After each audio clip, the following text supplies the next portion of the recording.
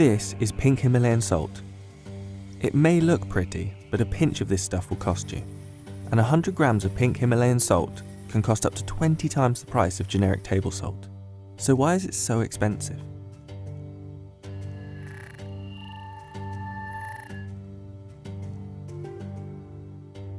Pink Himalayan salt has gathered a cult following. Its supporters claim that it helps with everything from weight loss, reducing aging, regulating sleep, and even increasing your libido.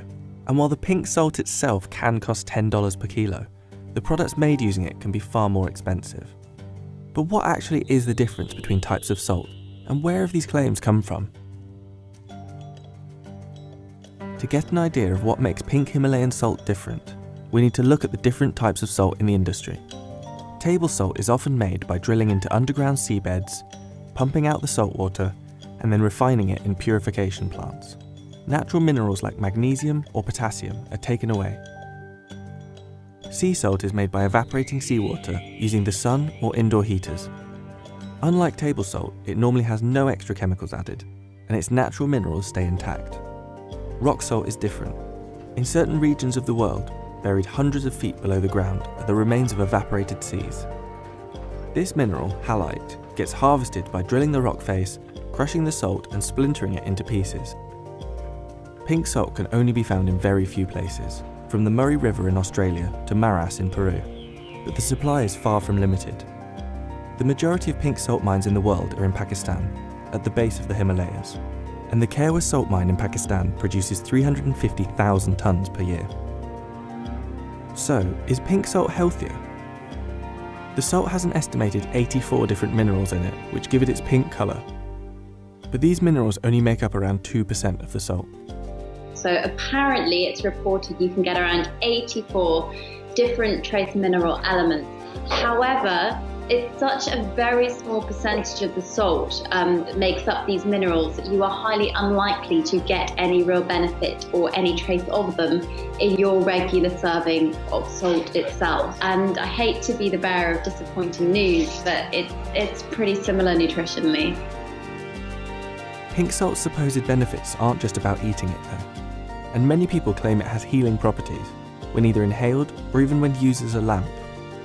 I can see why trends come about. So, for instance, there's a lot of different homeopathic remedies that can seem very, very appealing, but actually because they're not grounded in evidence, a lot of the time, a small hint of something having a promise can get blown out of proportion, especially when it comes to the media, especially in terms of beautiful looking items. And I think pink salt, of course, is a lot more appealing for a lot of people when you compare it to your regular white salt.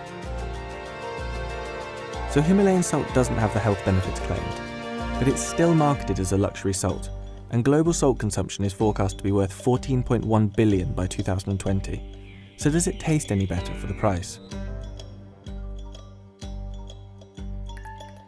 I think it tastes nicer, but I don't know if I just think it tastes nicer because I know it's meant to taste nicer.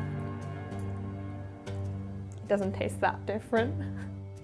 It's a bit less harsh on the palate.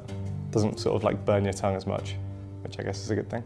I couldn't really tell too much of a difference between them, to be honest. If I was cooking with them, putting them in a dish, I probably wouldn't be able to tell the difference between them. It just kind of tastes like salt. There's one other big thing that's led to pink salt's popularity: Instagram.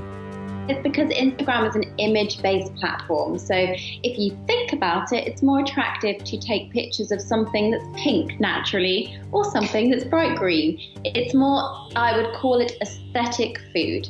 So looking at how food appears rather than it being a miracle benefit. And I think if you are looking at social media on a whole, it goes in seasons and it goes in whatever is the most photographed item. I don't think it will be around forever.